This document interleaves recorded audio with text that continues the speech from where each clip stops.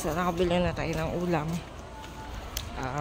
Bistek, chicken bistek, and 2 pirasong piritong tilapia. Nagkautang pa ako ng 50 kasi 150 daw.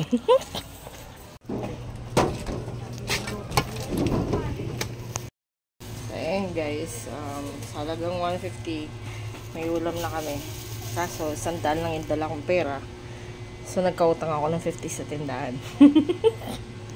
Sabi ko, bibigay ko na lang pagka nagsahod na si Mr.